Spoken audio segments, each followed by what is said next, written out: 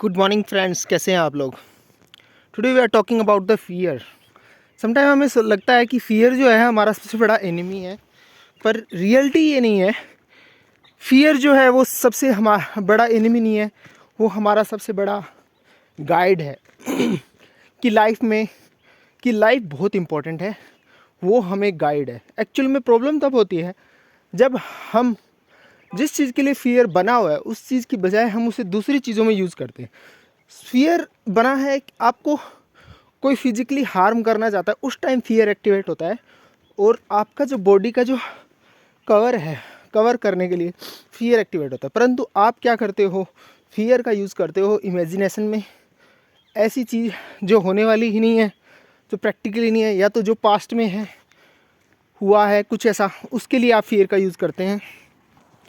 इससे क्या होता है कि आप एक लूप में फंस जाते हैं और फियर की वजह से आप एंग्जाइटी फील करते हैं, टेंशन में आ जाते हैं, स्ट्रेसफुल हो जाते हैं। तो इस तरह से आप घबरा जाते हैं और कुछ भी नहीं कर पाते। तो वो जो जब भी आपको फियर महसूस हो तो उस टाइम आपको ये देखना है कि what is the reason behind this fear.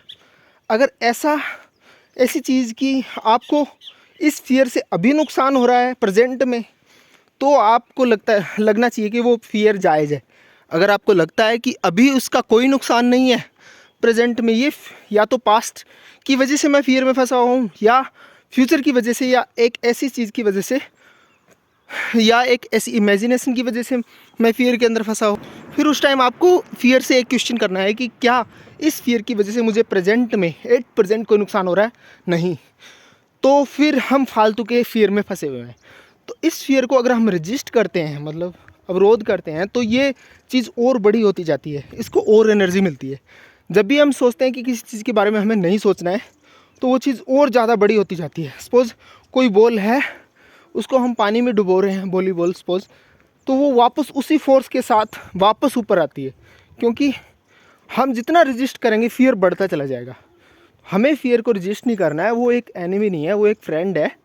हमें उसको एक सिग्नल के रूप में देखना है, वो एक एनर्जी है, और उसको ऑब्ज़र्व करना है कि एक्चुअल में ये फियर करना क्यों है, किस वजह से है, और ये करवाना क्या चाहता है हमसे, और क्यों जनरेट हो रहा है। जैसे ही हम ये क्वेश्चन करेंगे कि एक्चुअल में क्या चाहता है ये फियर, तो हमें एक चीज़ समझ में आएगी कि ये या तो प्रेजेंट की वजह से है, या पास्ट, या किसी साइक्लिकल लूप में फंस गए हैं। तो हमें कुछ नहीं करना है, इसको रजिस्ट नहीं करना है। अगर रजिस्ट करेंगे तो बताया कि क्या दिक्कत होगी। आपको सिंपली ये करना है कि उसको ऑब्जर्व करना है, अवेयरनेस रखनी है, और उसको महसूस करना है, और उसको रजिस्ट नहीं करना, उसको प्यार करना है। एक क्यूरियस लेवल पे देखना है कि लाइफ मुझे कुछ अपॉर्चुनिटी देने वाली है।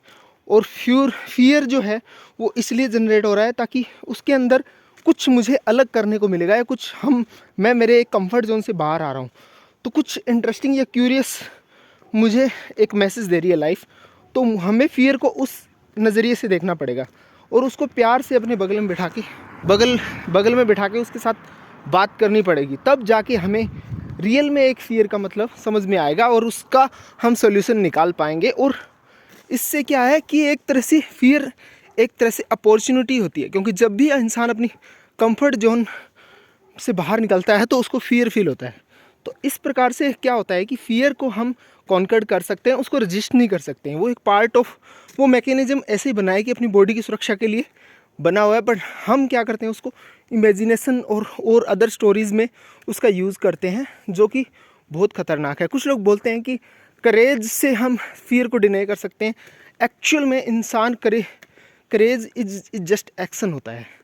तो कभी कभी ऐसा लगता है कि जब हम पहली बार किसी स्टेज पे जाते हैं वो फियर होता है, पर उस फियर को हम एक एनर्जी, एक अपॉर्चुनिटी के रूप में हम बढ़ जाते हैं, और वो हमारा जो स्टेज फियर है वो ख़त्म हो जाता है। इसी प्रकार से बहुत सारे एग्जाम्पल हैं। तो फियर को हमें समझना पड़ेगा, अवेयरनेस महसूस करना पड़ेगा कि रियल में ये हमसे करवाना क्या चाह रहा है।